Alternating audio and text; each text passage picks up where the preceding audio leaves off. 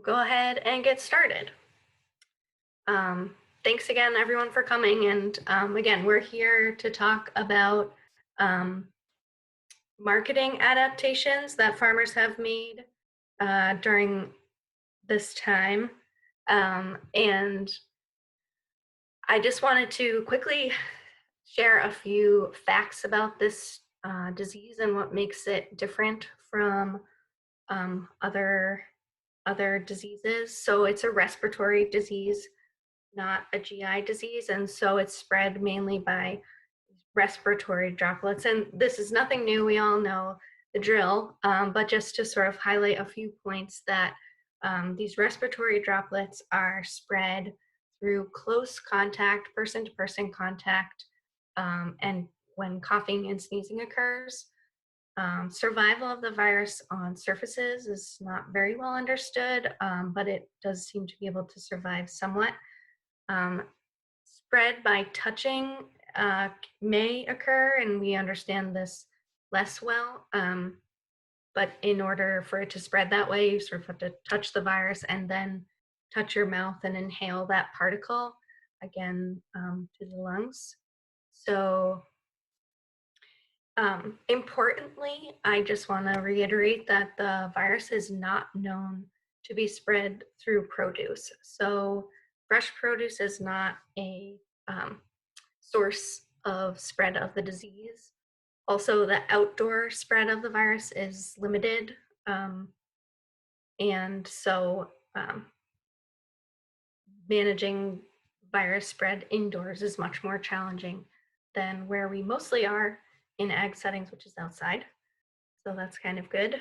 There's a low risk of spread of the virus from food packaging. And the person-to-person spread is much riskier with longer duration of interaction. So less than 15 minutes, they say, is much less risky.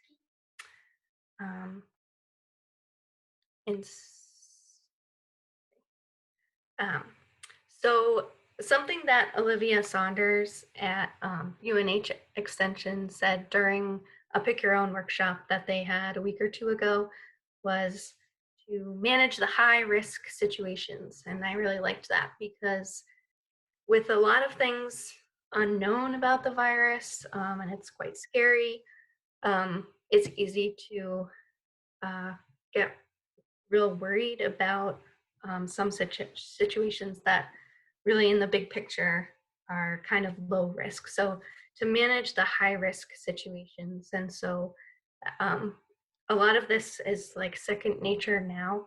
So stay home if you're sick. Those that are infected are, you want to, that's a high risk situation. Again, these prolonged or indoor person-to-person contact, areas where there's a lot of touching, certainly tasting and eating.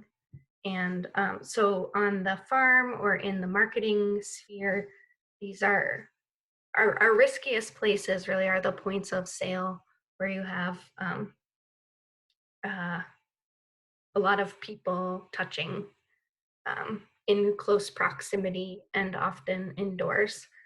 But consumers really want to see safety precautions. At this point, they're very familiar with these kinds of recommendations to wash your hands.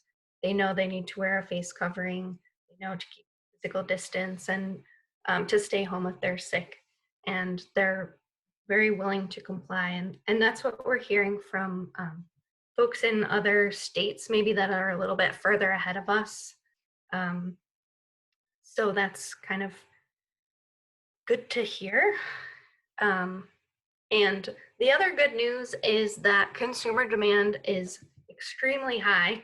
You guys are seeing this, I'm sure, on your farms, where customers are looking for alternatives to the grocery stores. So we're seeing higher produce sales all around, higher plant sales because people are interested in gardening, growing their own food. We're seeing higher CSA enrollments. And we're anticipating a big pick your own season. And again, that's what we're hearing from states further south that are further along almost at the end of their strawberry season is that they saw like 7 to 8 times the volume of sales in Pick Your Own this season. So there's a balancing act there where I think a lot of people are excited to have something they can do outside, and that's a typical, selling point for Pick Your Own is it's a fun family activity to go outside. This year we have to kind of balance that where we're not necessarily trying to sell it as this really fun activity and encourage people to spend a lot of time lingering on the farm, um, but focus a little more on this is a way that you can harvest your own healthy, local, delicious produce. So that is kind of most of what I wanted to say. I guess here's a few tips for in general before I turn it over to some of our farm speakers who can get into the nitty gritty of how they are adapting to this different setting. But things to do, and again, repeating myself, but people know that they need to wear masks and stay socially distant, wash their hands often. And so you need to make sure that your workers and customers know those are the rules and set policies and procedures that are clearly stated and understood by all. So signage can make this a lot easier.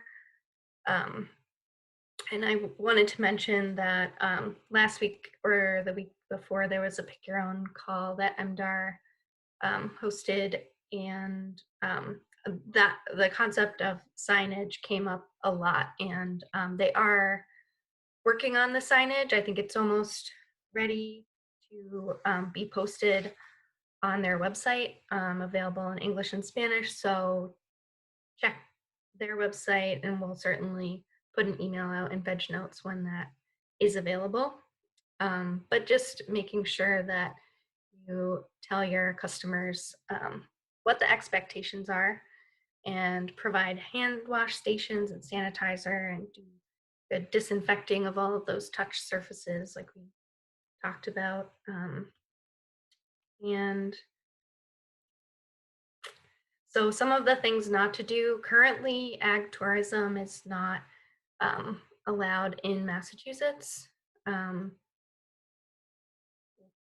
There's some questions have been coming in now that the state is starting to reopen in this phased way, but still ag tourism is not allowed currently, and MDAR will be working on some guidance that may allow those activities in the future, but as of now, it is still not allowed, and discouraging any kind of gatherings on the farm. So where people might often want to bring a picnic to their Pick Your Own outing, it's really not the best idea this year.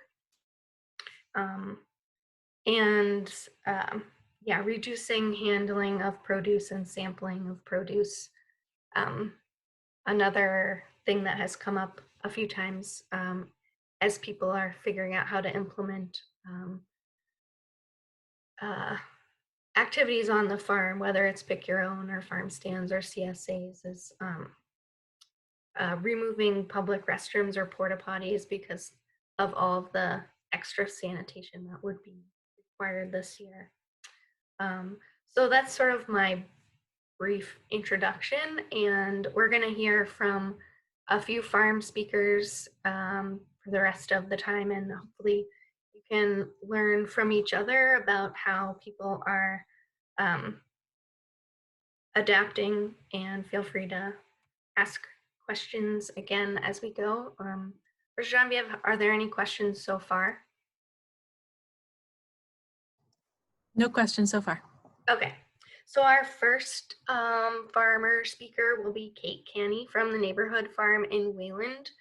The neighborhood farm usually has a farm stand, and they go to farmers markets, and they switched pretty quickly to 100% online sales. And so I'll turn it over to Kate now to talk about how that went and how it's going now. And thanks, Kate. You're welcome. All right, so we sell year round normally, although we usually take a sort of a 3-week break in April and don't do any sales during that period of time. But in March, when things started closing down, we were still going to one winter farmers market. We had order boxes that we let people place on sort of a biweekly basis happening, and we also had our farm stand running. And so when everything closed, we closed the farm stand, the farmer's market closed. We weren't really sure how to handle the box orders and pickup and that kind of thing. But we still had a decent amount of food left, and people seemed to really want it. I've never seen such demand for rutabaga and daikon in my life. Mhm. And so we were trying to figure out ways to get it to people. The first couple of weeks, we made a Google form and sent it out as a link to people, and so they could fill out the Google form, and then we would print out a spreadsheet and compile their orders and pack boxes and figure out ways to get it to them via delivery for a while and occasional pickups in random places. But it was really cumbersome and difficult. And the biggest issue for us was we had no inventory control by doing sales that way. So people would order, they weren't pre-packed boxes, they was, free choice. So people would order whatever they would order, and then we were trying to mark down tally marks on sheets of how many carrots we actually had, and it was hard. So in the midst of that, literally while I was standing there with a clipboard trying to mark off how many carrots we had sold, the people from Barn to Door called me out of the blue and said, "Do you want to talk about our online store platform?" And I thought, yes, actually, I would very much like to talk about your online store platform. And we ended up signing up with them, mostly just because of the timing. I really didn't look into other avenues. I didn't consider different online store things, although since then I've looked into quite a few of them, and I think there's a ton of good options out there. But we signed up with Barn to Door. We got rolling really quickly. And I will say that having an actual online store platform has made life dramatically easier than it was when we were trying to sort of wing it with emails and Google. People have been really responsive to the store. They're pretty enthusiastic about ordering. There have definitely been glitches, but the people who are the Barn to Door people have been really responsive and helpful, trying to get things fixed for us when we run into problems. And overall, the transition's been okay, and the customers have responded pretty well to it. We're currently doing really limited delivery and a number of pickup locations. I think we're going to move this model to two of our farmers markets, which are scheduled to reopen within the next several weeks. So we'll make it an option for customers to choose the farmers markets as the pickup site. I don't know if we're going to sell items on demand at the farmers market. We're talking about bringing a pre-packed box or sort of a real small subset of what we offer for people who didn't pre-order but show up at the market want to purchase something. But we're all kind of on the fence about it. We're a little bit worried about the contact piece and the safety piece and how we're going to deal with the cash handling, and if we have enough staffing to have people who are tied to nothing but cash handling and other people who are tied to nothing but produce handling. And we're also just a little unsure about what the farmers markets will look like when we get back there and what the vibe will be. So we've sort of tabled that decision for at least another week or so. And we'll see how everybody feels about it when we get a little bit closer. And that's our sum up. Yeah, and that's kind of similar to what I've been hearing from other folks, and where normally some farmers markets would be open by now, a lot of them have pushed their opening back, and so seems like a little bit early to say how things are going to go at the market. But we will hear from someone from the Greenfield market a little bit later on, and hopefully they'll have some more info about that piece for us. Are there any questions for Kate this time? Again, you can write them in the chat box, or at this time you can feel free to unmute yourself and ask a question. There's no questions in the chat box yet. Cool. I'm going to mute myself then, guys, and I'll come back if you need me. Okay, thanks, Kate. So up next now we'll have Emily from the Sunderland Farm Collaborative speak about kind of similar online sales and delivery, but also working together with other farms to kind of share some of that effort. So hopefully Emily is all set now. It said I'm unmuted. We can hear you. Great. Hi, everyone. So I am a part of what is called the Sunderland Farm Collaborative, and we're out here in Western Massachusetts in the Pioneer Valley. And kind of right as everything was coming to a head, right around St. Patrick's Day, we, as a couple farms who were friends from the beginning, kind of met up and already started social distancing, sitting on a porch from far away from one another, and kind of started just talking about how, you know, schools, we have a huge contingency of colleges in this area, and a lot of the colleges source from a lot of the farms in the area. And so when those started closing for the foreseeable future, people's markets started kind of just totally disappearing. A lot of us sell to restaurants, and that was this other part of markets that were starting to disappear. And so we all kind of sat down and just started chatting, you know, friendly first, of just like how we were all managing and doing with all of it, and then started kind of talking about this idea of trying to form some sort of collaboration between us farms to create some sort of online platform for people. And many of our farms, I think 3 out of the 4 that were in the initial conversation, were currently using Local Food Marketplace, which is another online platform that actually was originally designed to be a food hub platform, and has since kind of modified their stuff to be able to be just an online ordering system. So we all use it for our wholesale online ordering, and it helps kind of streamline our processes on the back end. But this basically allowed us to have this really quick switch over to creating a new site for the Sunderland Farm Collaborative, where we all were going to be listing all of our produce and any products that we might have. So we're working with Kitchen Garden Farm as well as Warner Farm, and both of those farms are in the probably within like a 2-mile radius of us. And so we conveniently, you know, Kitchen Garden had some staff that were still on from over the winter, and so they kind of decided to take on the packing of boxes, and we very quickly built up this farm store and brought on a couple other producers from the area, of a couple other farms, as well as you know, other products, and it's kind of grown over time. So we have everything from, you know, canned products, we have milk, we have cheese, we have kind of like the dried meat selection, salami, bacon, stuff like that. We have Kitchen Garden's line of salsas and srirachas. We have stuff from Old Friends Farm.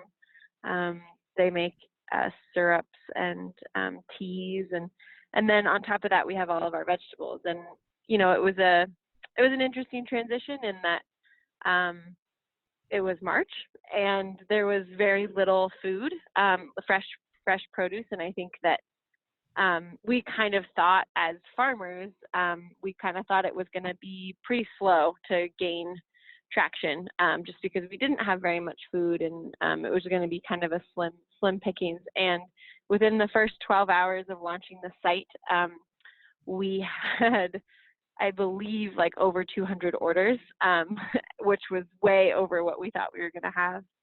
So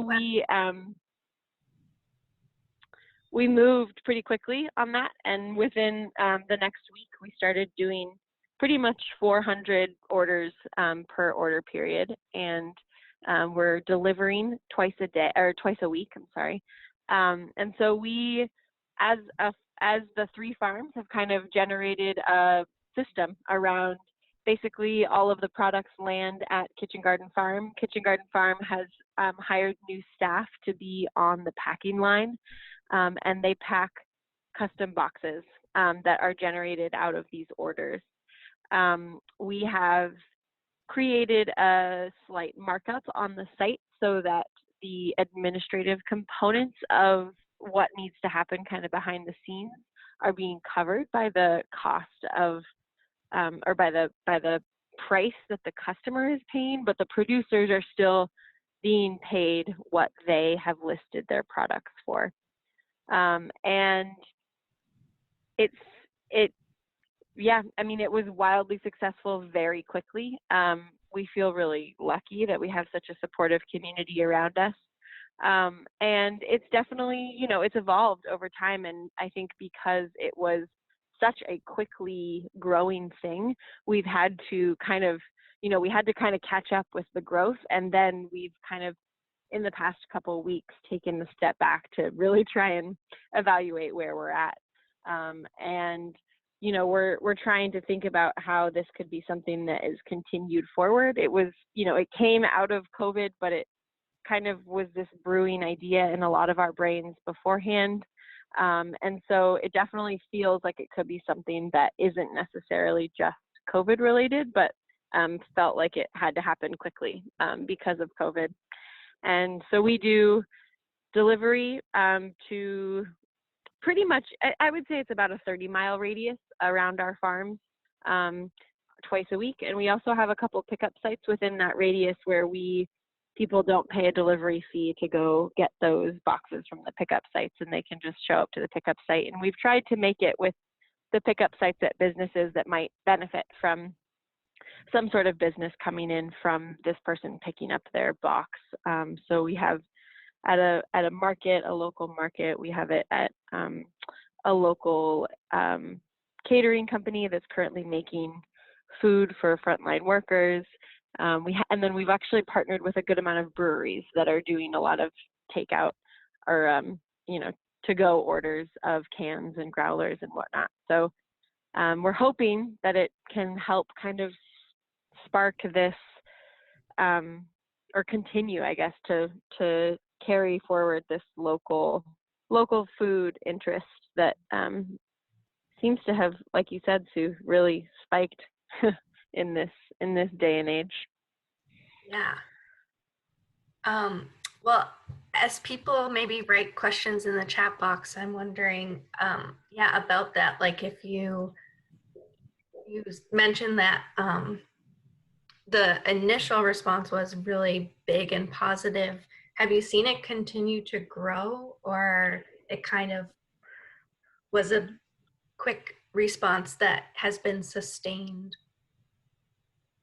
We have had a pretty sustained response, definitely. There's been a little bit of fluctuation, but one of the most interesting things is that, we weren't really sure what the repeat customers versus new customers would be. And I know that Tim and Caroline of Kitchen Garden have been running a little bit more statistics on this, but it seems like we are still continuously getting new customers. There's a lot of repeat customers, but it seems like every order period, we're still having new people sign up, and new people are hearing about it, or, getting excited about, I don't know, something that someone put up on the site that week, or, it's just kind of slowly spreading. And so it does seem like it's growing. And it also feels like it's kind of self-regulating. And interestingly enough, I think some people, there was this immediate boom, I think, of the people being like, I need to get everything that I could possibly get from the grocery store in this box. so that I don't have to go to the grocery store. And now I think people are really using it in the way that it supplements a lot of things. I think it's replacing for some people, but I think in a lot of ways it's supplementing what people are already getting from maybe, other local farm stands or anything like that. And I think it's just complementing that really nicely. So it does mean that it's kind of sustaining itself at those numbers and not getting too out of control.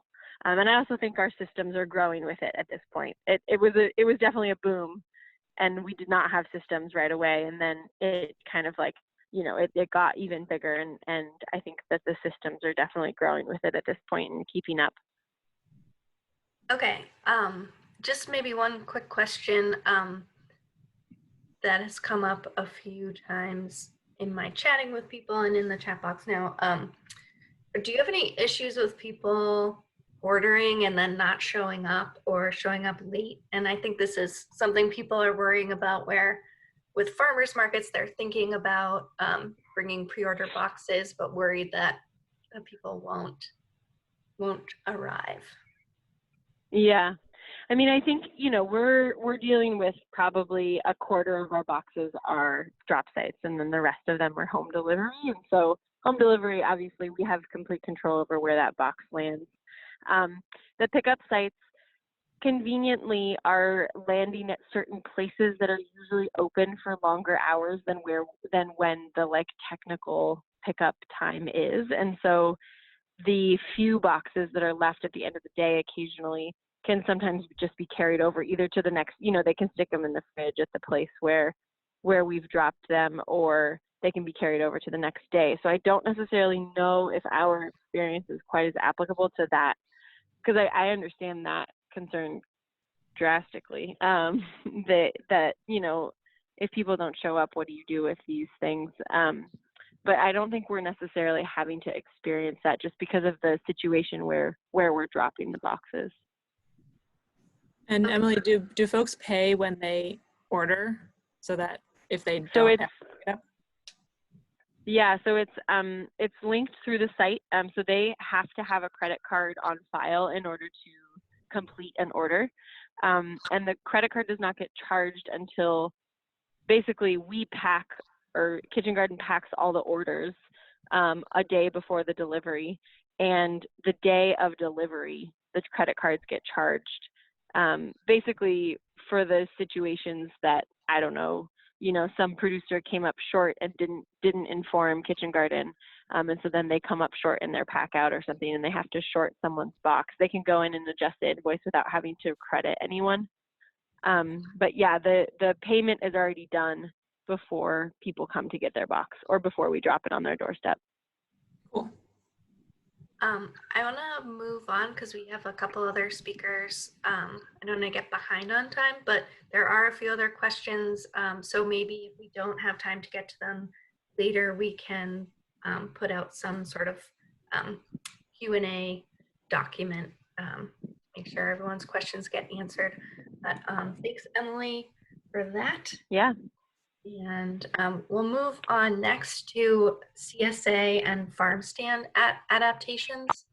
I was going to go through some of the guidance here, but in light of time, I'm just going to say there is a lot of really good guidance from MDAR, and it's all up on their website. It's up on our website.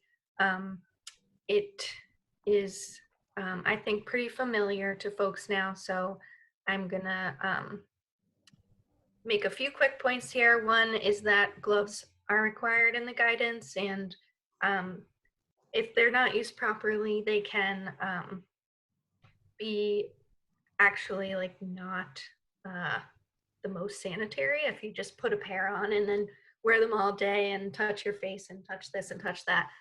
So you need to change them often, and don't reuse your gloves, and this is how you take them off without in a sterile way. And again, I just want to reiterate that there's no need to disinfect produce, and it wouldn't be a good idea for many reasons. Not a source of spreading the virus, but you do want to disinfect high touch surfaces frequently. and you can use any of the products on the EPA list and or this mixture of 5 tablespoons per gallon of water of bleach. And with that, I'm gonna just ask Linda Chiarizo from Tangerini Spring Street Farm to share what they've been up to. They have a farm stand, a CSA, and a lot of pick your own. And like other folks have switched to online, but also will be opening their market soon. So hopefully Linda is available to speak now. Hi. Great. Hi, we can hear you. Yay.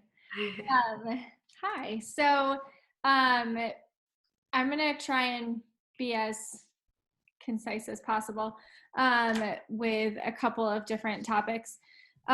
So we typically don't open our farm stand until May 1st. We close Thanksgiving and open May 1 every year. But given the demand for food, and we had a lot of produce in our cold storages from the winter, we started doing online pickup and delivery orders in the middle of March. We started originally with Shopify. Sorry. We started originally with Shopify, but we were concerned with inventory tracking once we opened the farm stand. And we didn't want to run into any problems where we couldn't track inventory with our online POS and the in-store POS. So we've now switched over. Shopkeep originally didn't have any online e-commerce platform, but they've since developed one, and we use Shopkeep in our farm stand for our POS system. So we've switched over to Shopkeep for online as well, and it's working well. The reporting back office side of things is not as smooth and seamless as Shopkeep's reporting for their regular POS. But it has good web integration, and the inventory tracking works well. But the app versus the regular back office doesn't talk as seamlessly as I think it should. But I know it's something that they're working on since they just came out with this. We are opening June 1st, and I've been in touch with our Board of Health a lot. So we're putting up different signs, and we're getting like sneeze guard kind of things for the register stations. We'll be having sanitizer stations for customers to use, as well as gloves for customers to use if they wish to put gloves on when they enter the store as well. So we're working on all of that at the moment. We do have a spring CSA going on right now. It started in the middle of April, and we have 103 people. We usually try to limit it to right around 100. So for that, at that point, there was no pick your own guidelines out through MDAR or through our Board of Health. So we just went ahead. All of our spring CSA is a pick your own. We don't package any of it, and the price is designed such. So we weren't really in the position to all of a sudden start packaging and paying staff to handle all of it. So every week I send out a sign up genius list to all of our CSA members. They sign up for their time slot. There's no more than 5 people allowed in a time slot. Everybody is required to wear a mask. After each time slot, we sanitize all of the knives, the handles of the greenhouses, and all of that, any touch surfaces. And then we have asked people to leave their kids at home, and that's worked really well.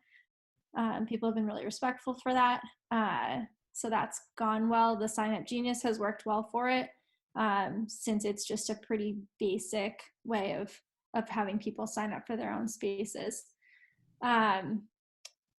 For our Pick Your Own, we are leaning towards a couple of different sources for booking. We start with Pick Your Own Strawberries, and we are looking into either Ag Pro Book It or using Square Appointments. We use Square as the point of sale for our ice cream shop and our restaurant. So we're thinking about using that as an integration. Ag Pro Book It has a lot more capability, but it does come with a heftier price tag.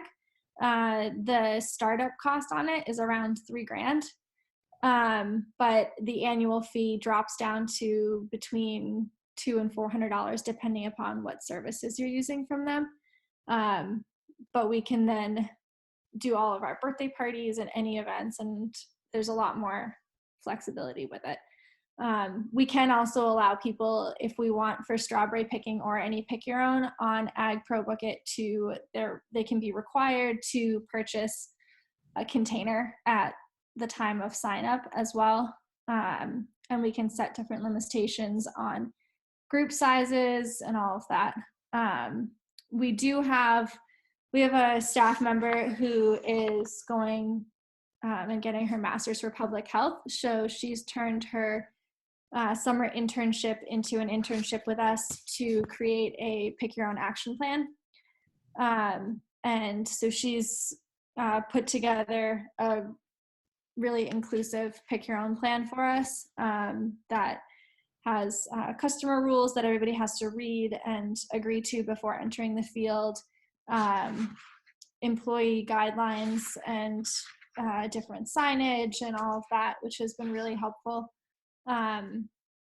We will be doing a DIY hand washing station because hand washing stations are very difficult to come by. But so far that looks like it should be promising. One thing that I saw people asking was if people don't show up for your pickup orders, what do you do? Everybody does pay for our orders when they put the order in online. And we do intend on continuing with curbside pickup and home delivery once we open June 1st, because we know not everybody will be comfortable coming into the store. So people pay for it when they place the order. And we're open for pickup orders 7 days a week right now. So you can pick up any day, but on a given day, we have about 40 to 50 pickup orders. We run into probably 2 to 3 people a day who don't pick up their order. Usually they come the next day and most people will call or shoot me an email.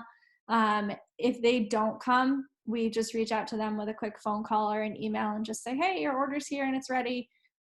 Sometimes people just go radio silent, and that's just that. If they decide that they don't want to get back to us, we don't give them a refund. But we've had a couple instances where people just forget and whatnot, but it doesn't tend to happen too frequently, especially since they've already prepaid. Most people want their stuff. And on the late side of things, after we have a closed sign at the end of our road when people pull in. So if you're late for your pickup, you're late and the door's locked. So that's it. Got it. Cool. Thanks for sharing all that. I had a question of my own that has flown out of my mind, but are there any questions in the chat box from Linda?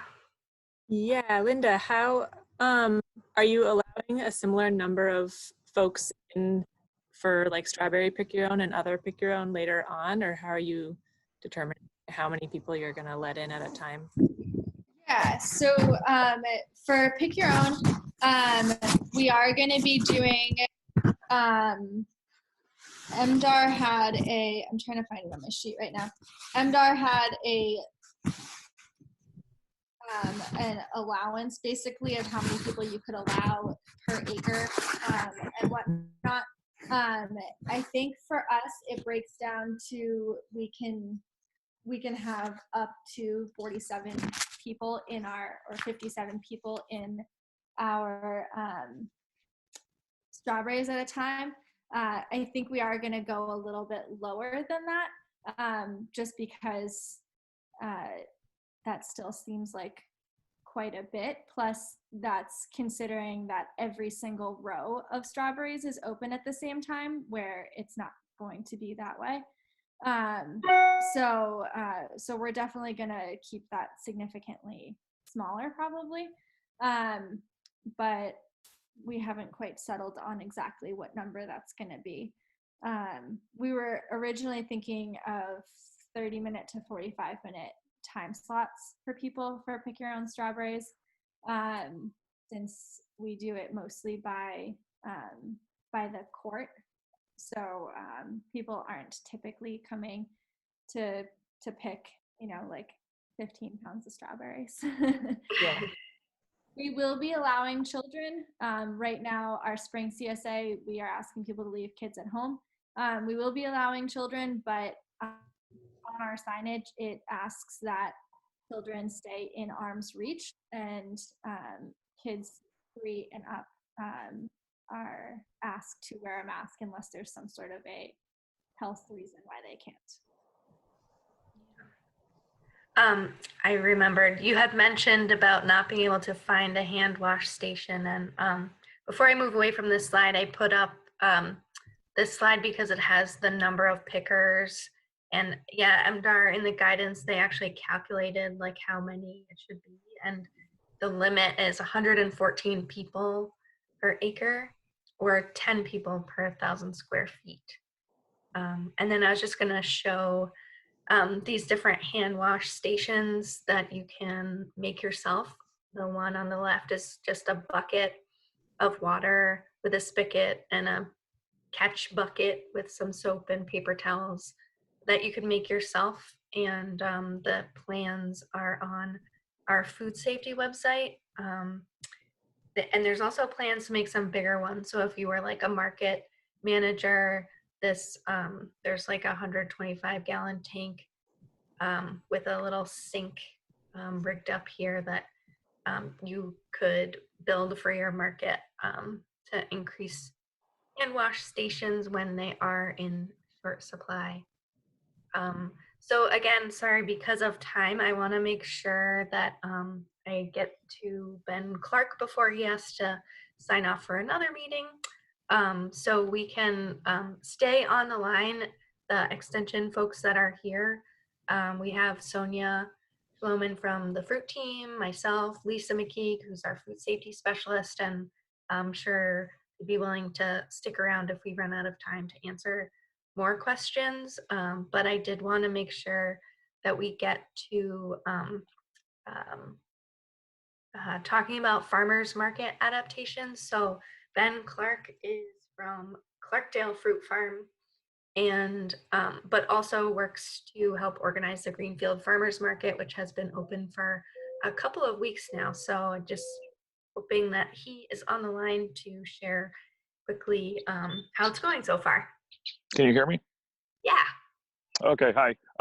So yes, the farmers market in Greenfield, I'm on the steering committee, and our farm was one of the original founders 45 years ago almost. So we have a long-standing relationship with the town, which really helped us. I know a lot of farmers markets are having challenges with their Board of Health.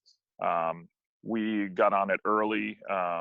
We actually had just had our last winter market when the shutdown went into effect. So we didn't have to adapt that, and we were able to sort of pivot and start working right away on the plans for the summer market. It also helped that our market manager, she's in her second year, but she has had a career in nursing home facilities. So in terms of sanitation and cleanliness, she's been on top of that, which is great. Anyways, we were able to open our market on May 2nd, and that is our normal time, is the first weekend in May.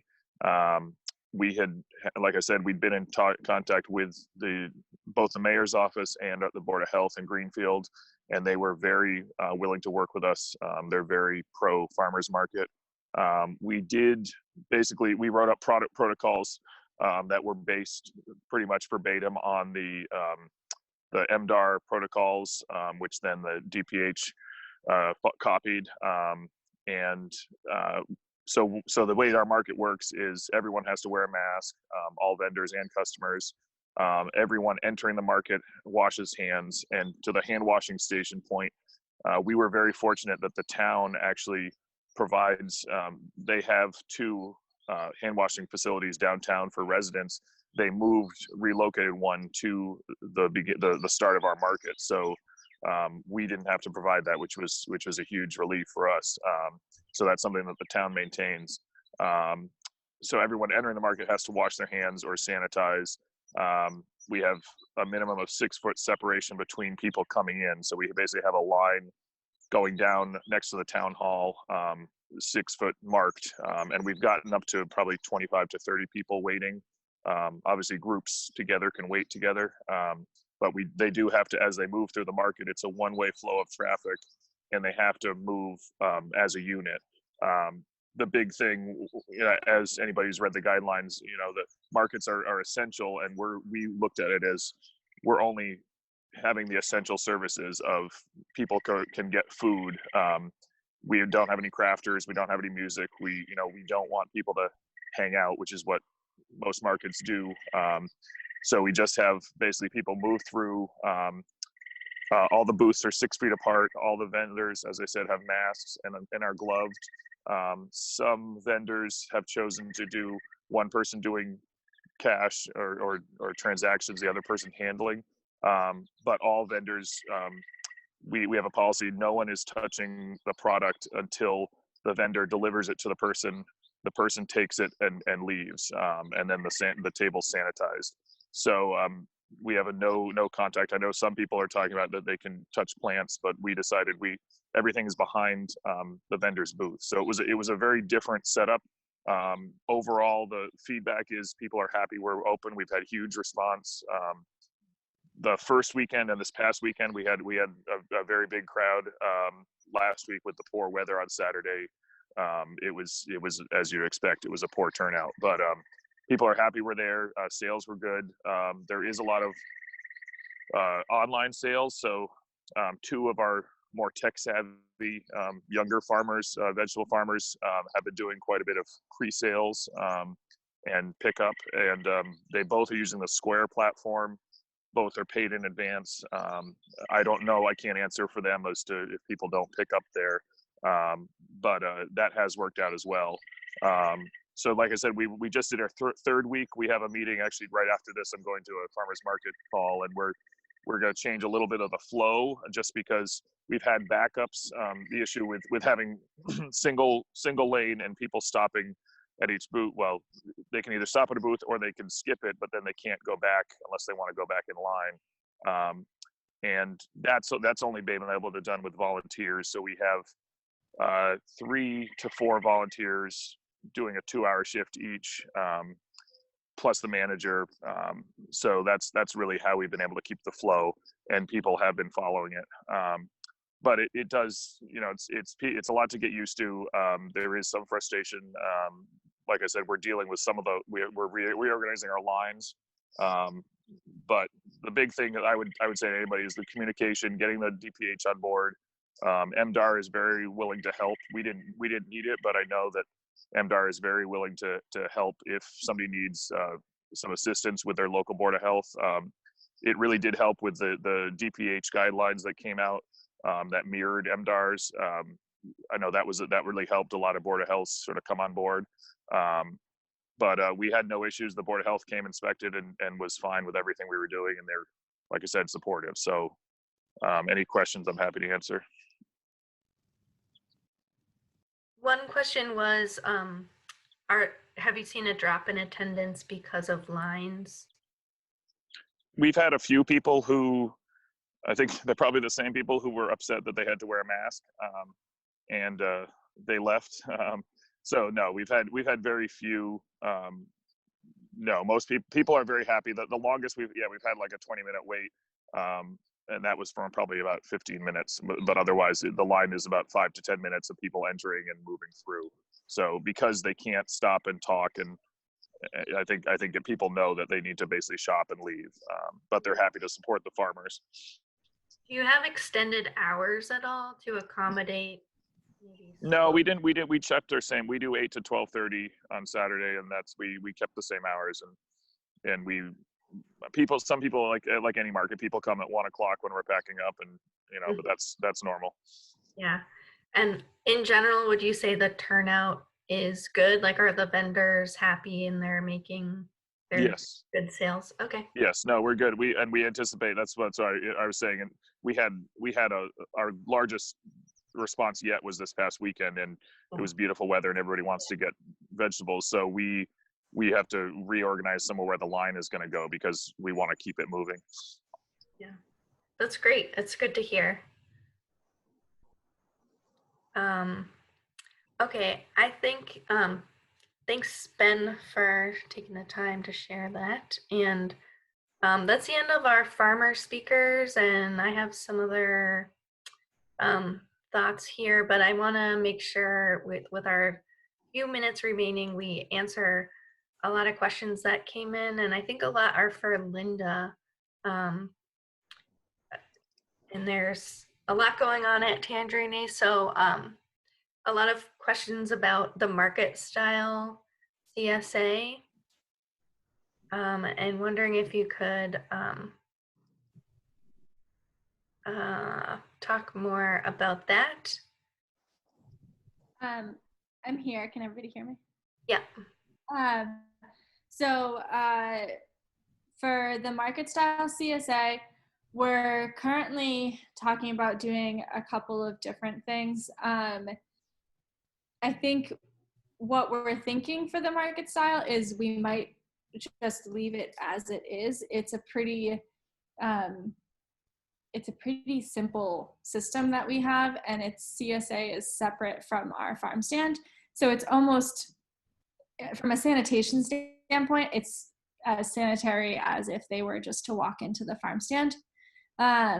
So it's in one of our barns, and there's either bins or produce displays, and then there's a number associated with it in front of each one that tells people how many of each thing to take.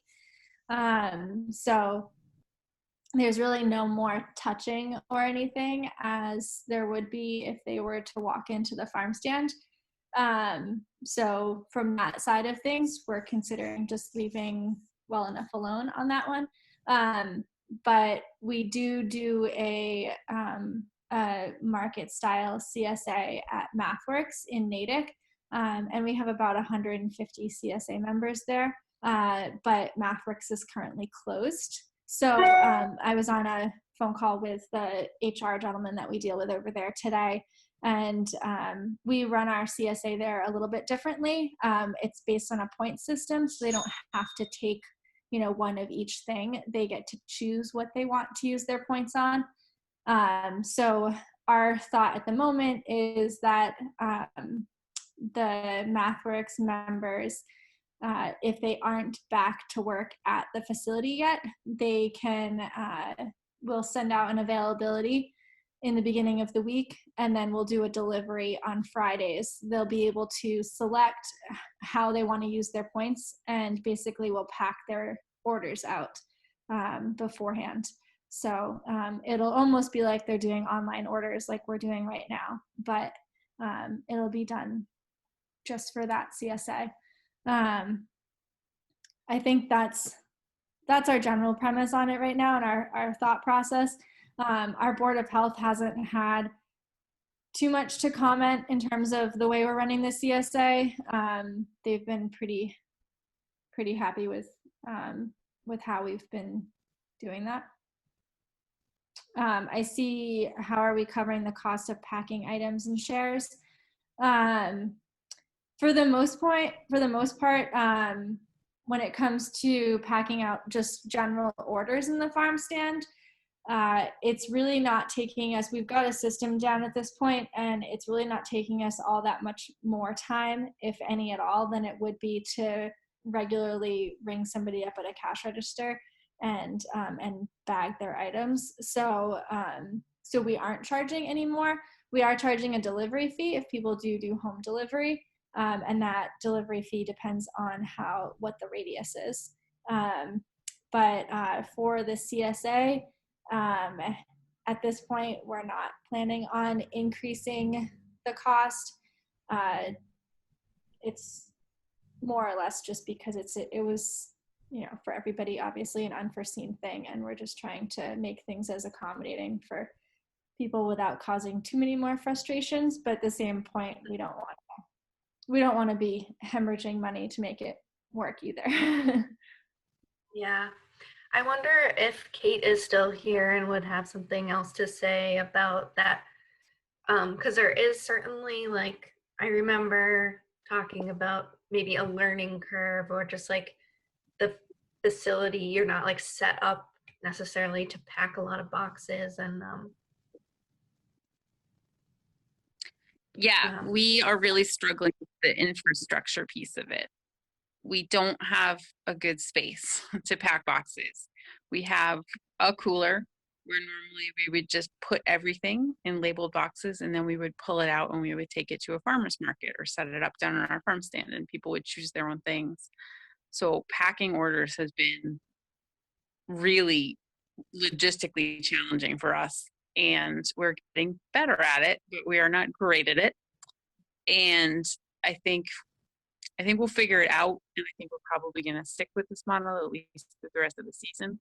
But it is something to spend some time thinking about if you're going to start assembling orders and you've never done it before. We didn't have a box style CSA share or anything like that in the past, so this is really new territory for us. And we did adjust our prices a little bit. Normally we offer a lot of bulk buy deals and that kind of thing, and at the moment we don't have any of those on offer to sort of help cover the additional cost of inefficiently packing orders while being socially distanced from one another in a completely non-worker friendly packing space. Yeah. Have you do you have like a any kind of like price per box, like a charge that you tack on for the extra time that it takes, or no, you just... No, we didn't. But so far, no. And we also don't have an order minimum, which means we are packing $3 boxes. But we're also packing $150 boxes.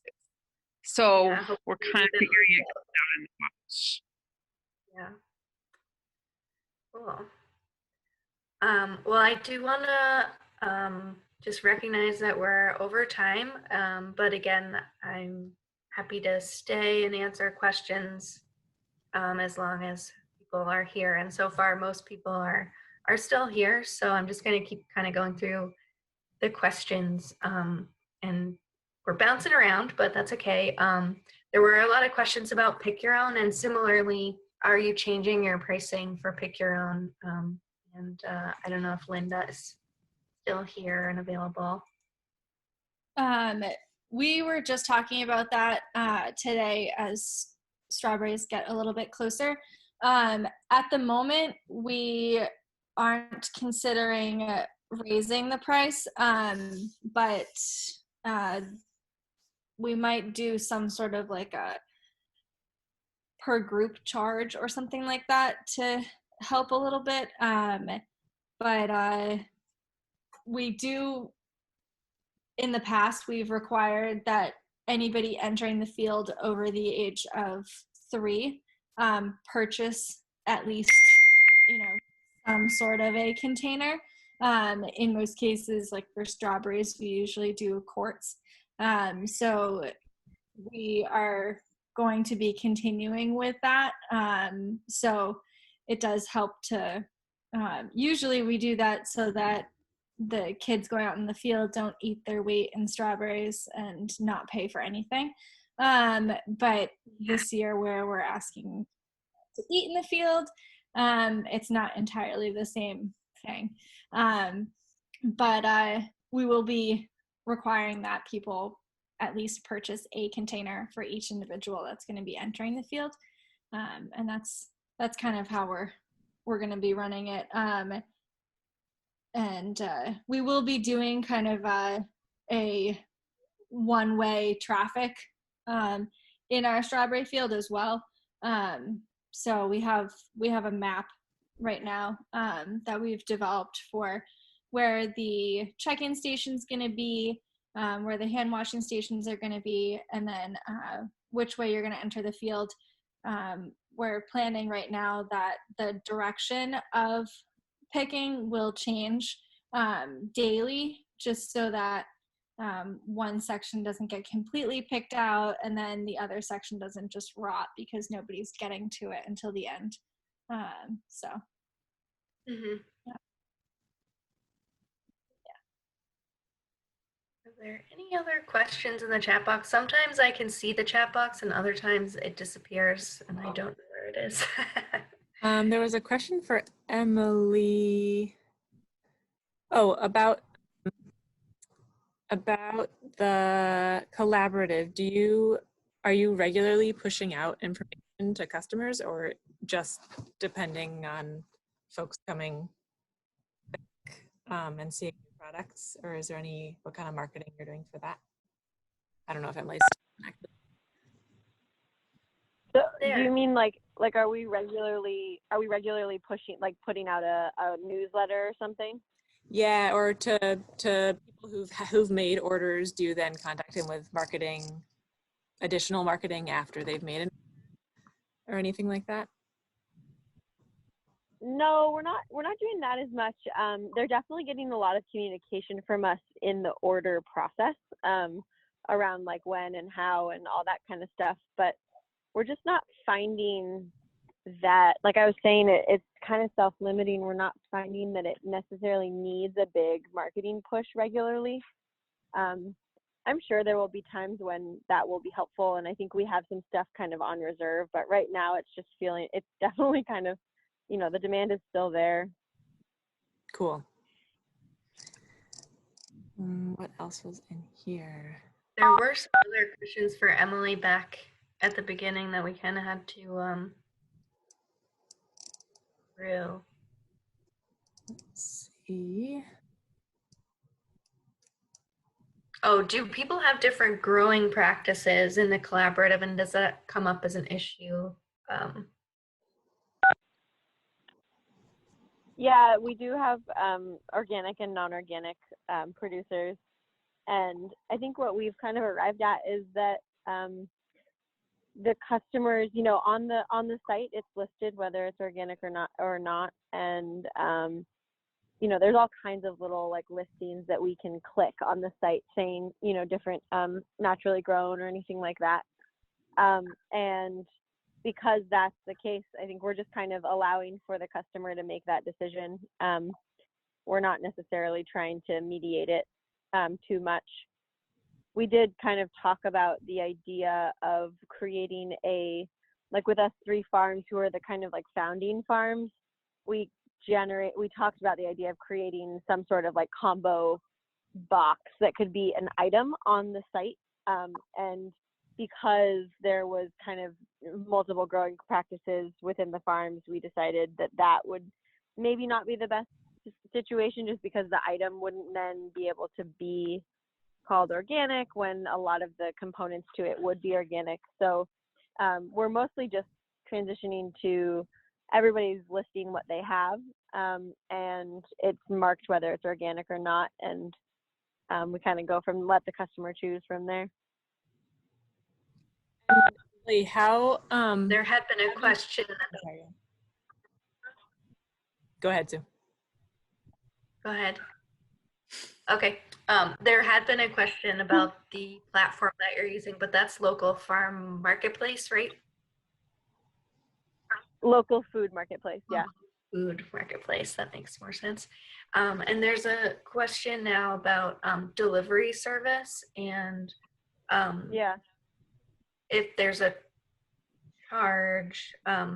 This is maybe a question for Kate because this is asking about a service, what's good as a pre-order home delivery service. And they're taking a cut. How much does barn to door charge for delivery? So barn to door, despite the name, does not actually do the delivering. All they offer is the online store interface where you can list your product and take the sales. And then they do have an fee, and they take out whatever the credit card processing service they use takes out the credit card charges, which is equivalent to Square, which is like a little under 3%. But I have not found anyone who actually does the delivering, sadly. So we have gone with crew members taking turns and borrowing my mom's minivan. Wow. Getting it done. Yep. Also, heads up, actually, this is useful. Turns out we didn't have insurance to cover delivery on our car insurance policy. So if you do start doing deliveries on your own and you're sending your crew out, you might want to ask your insurance agent if you are covered for using your vehicle for deliveries. That is a great. I hadn't heard that come up before, but yeah, that makes sense. And then Emily, do you have? Yeah, go ahead. Yeah, we do. So also, Local Food Marketplace does not provide delivery. It's definitely just a software platform. So we've generated our own delivery system, and we kind of have split up the delivery between the farms. And so each of the farms currently right now is supplying a driver or two, kind of depending on what they can do, in various refrigerated vans. And we've had some people come out of the woodwork offering some refrigerated vans for us to borrow long term. And then we've also been renting refrigerated vans from Ryder. But we've been feeling like the refrigeration is pretty key, particularly because we're delivering milk. And then, yeah, the insurance component is definitely there. Delivery insurance is different. And then the other kind of insurance component in terms of the actual collaboration is that Kitchen Garden, because they are the place where all of the food is landing and being aggregated and then packed. We are asking that all producers list Kitchen Garden as a additional beneficiary on their insurance so that there is coverage around that from other farms.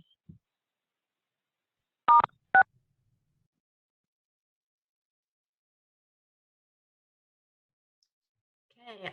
I don't see a lot of other questions that are unanswered. If anyone's on the line and wants to chime in, ask a question, drop another note quickly in the chat box. But I think,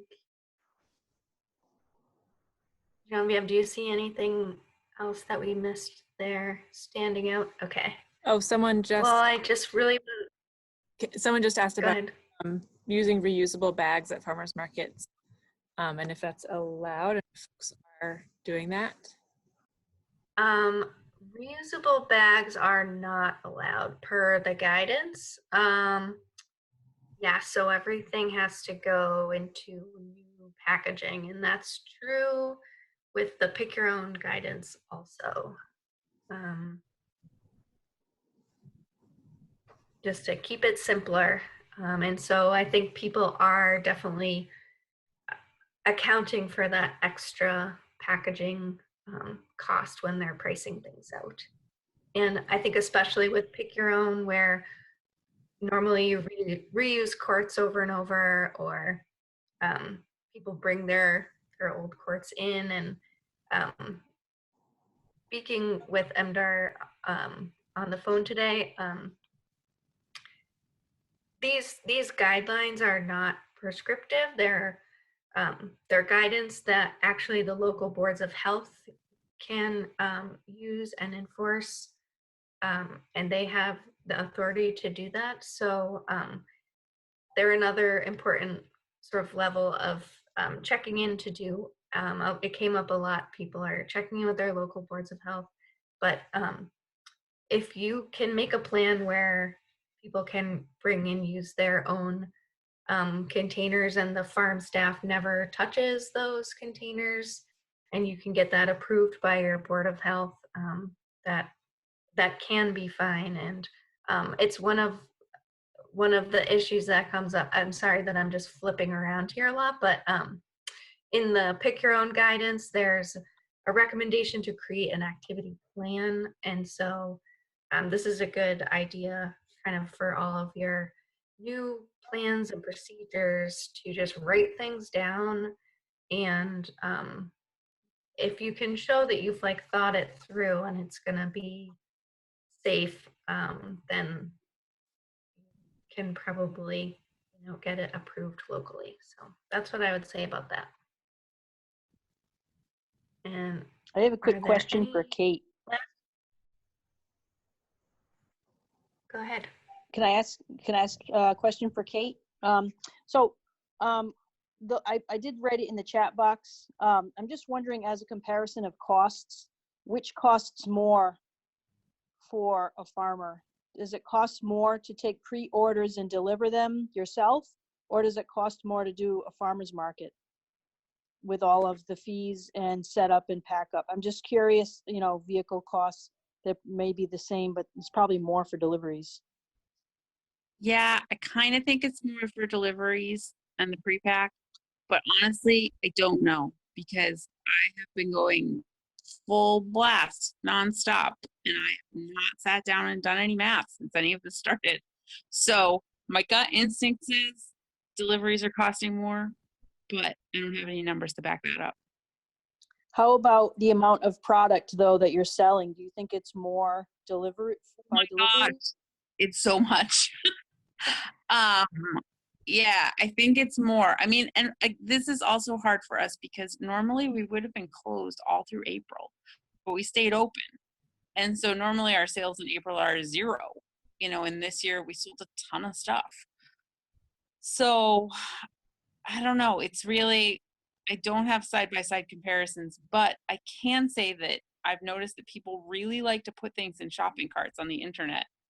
And so overall, I feel like our order volume, like the size of an average order feels much bigger to me than if I was seeing those people at a farmer's market or the farm stand or something like that. So I'm kind of cautiously optimistic that a lot of product is going to move out this season. I can chime in on that too for a second. We've definitely seen a lot more people, like Kate said, that like to put things in shopping carts. Our average sale right now is about $67, where typically our average farm stand sale is about $24. We do have all of our items online right now, including any local products that we usually bring in and have in the farm stand, like meats and cheeses. We even have toilet paper and paper towels online. But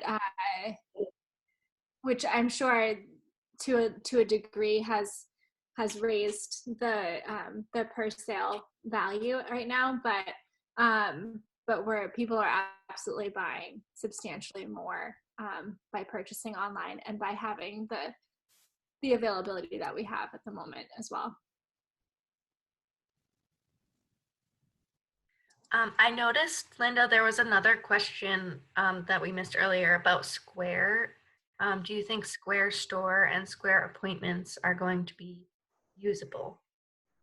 I definitely do. I think that we might end up using those. I'm not positive if we'll go with that or go with the ag bucket, but I do know that a couple of farms have used it already, and it worked out pretty well. I know for Jillian's, used it for their tulip pick your own, and they thought that it worked well for them. And that was at the very beginning of when Square started offering that as an option. So to hear that it worked well then, I think is good. We've definitely looked into it, and Square has a lot of different things that they've very recently come out with, and they have significantly more options with integrations depending upon which platform you pay for. But I think going forward, I'm not at the moment up for editing our website yet again right now, but I think going forward, it might be a winter project of ours that we will probably change over to use Square for our main point of sale and our farm stand, as well as for our produce online too, just because of the way that their integrations work right now, and their ability for reporting as well.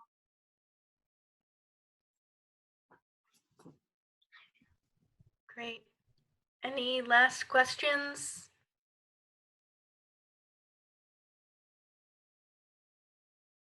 Well, I just want to thank everyone again for joining the call and sticking around, and extra special thanks to those of you who volunteered to share this information, which I know, it's taken a lot to figure out how to adapt in this situation, and I appreciate so much you taking the time to share what you've been through and what you've found has worked for your farms. So thanks to Linda and Kate and Emily and Ben. And hopefully we'll see a lot of you next week for another workshop, which is going to be about cleaning and sanitizing and disinfecting. And again, there's one contact hour for that workshop. And again, we'll just be here to answer whatever other questions you have. So thanks everybody, and have a good night.